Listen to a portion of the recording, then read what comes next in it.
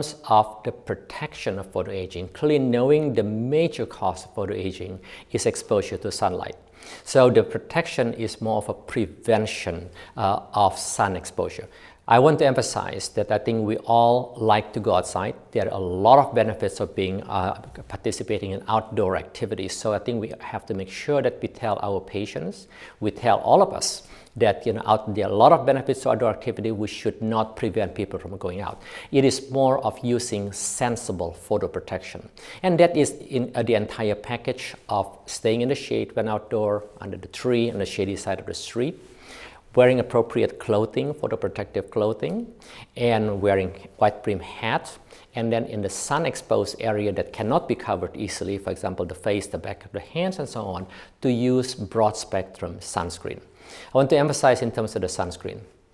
One is that you have to use sufficient SPF to be able to have a good photoprotection, at least number 30 or above.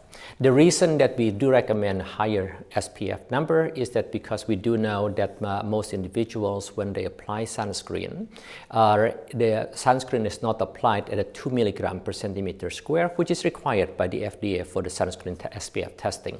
Most individuals would apply between 0.8 to 1 milligram per centimeter square, so automatically the in-use SPF is going to be lower than the labeled SPF. That's the reason that starting with high SPF to start with, it will give us a sort of a head start in being able to have good SPF.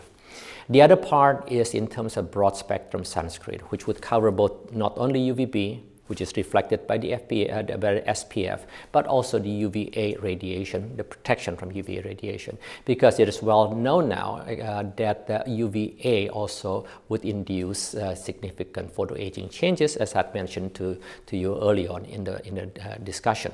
So I think it has to be broad spectrum sunscreen that needs to be used. The part in terms of visible light and infrared is a bit more challenging, because we do know currently sunscreen, they do not protect against UV visible light nor against infrared. So most likely one has to go with antioxidant, either topically or orally, to help to downregulate the visible light and infrared induced changes.